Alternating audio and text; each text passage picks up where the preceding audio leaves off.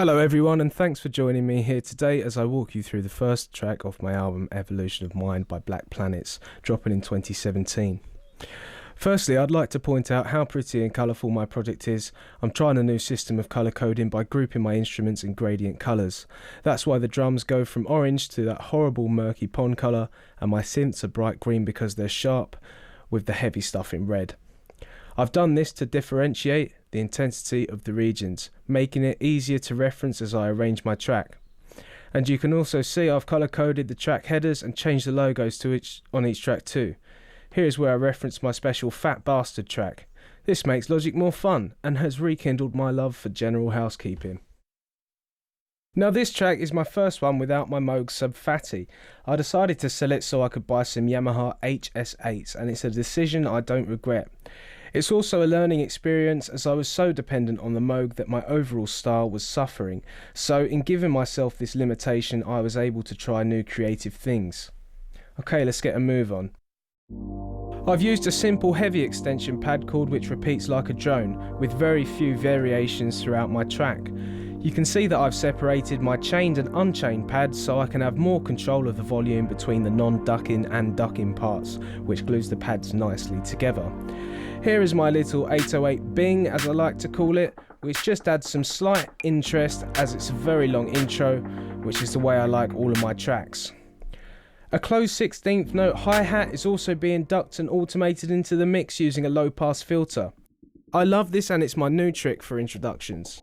With the kick I detuned it by -6 semitones, which makes it sound, and here's my new production word, flappy, yet punchy at the same time. It might be hard to hear why I've described this as flappy, but when I was listening to it through my Mac speakers, it just hit me. I was like, wow, that's a really flappy kick. In bar 34, everything drops in, you start to hear the ducking effect. This is a very positive track at 120 BPM, which is double the average resting heart rate, which just allows you to sit and vibe with it naturally. Here is my clap, which I think I tuned up a few semitones and shortened the decay and release. Bar 49, in drops my distorted source synth. I've routed the modulation on my keyboard to the pitch to get some epic screaming sounds. I sidechain compressed this to the kick to make the synth pump along with the pads, and then I chopped up some notes to give it a lovely repeated rhythm. Now let me show you how to create fade files on multiple regions, which is handy when you have some clicks and pops over a large group of small regions. Highlight everything, navigate to the inspector, hit the disclosure triangle that says more, and here you can adjust the length of your fade ins and fade outs across multiple regions. These clips automate from left to right in the stereo image. Let's have a look at the automation. As you can see, there's some heavy automation going on there, so I'd like to take this opportunity to give you my top automation tip. For greater, faster control, buy a marble mouse.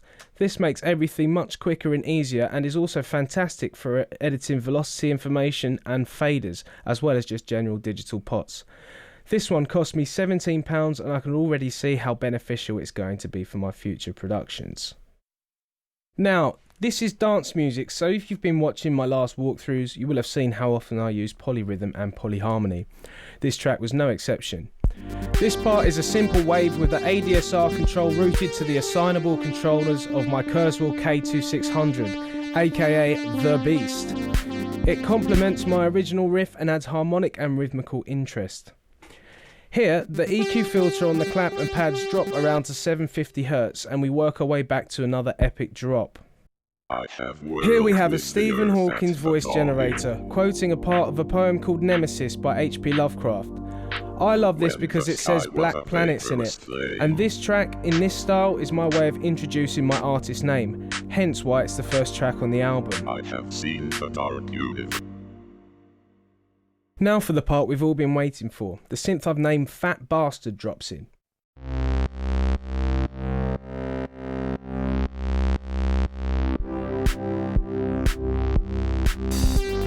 Here's how to change track icons in Logic. Right click, Custom Icons, Add. This will be especially useful for recording bands live, as you could take a picture of each member's face and assign it to a track so you don't forget anyone's name while you're recording. My open hat really pushes this track forward, adding sonic interest and structural variation. Let's go to the end of the track. The pad chords change here into a dramatic minor progression, and Stephen Hawking drops back in. I have worked Also, my signature bassy kick with a long verb comes in to make it even more dramatic. Now it's time to take things up to another level with the sickest riff I could possibly come up with that would still fit into the general theme of the song, despite the changes in the pad chord progression.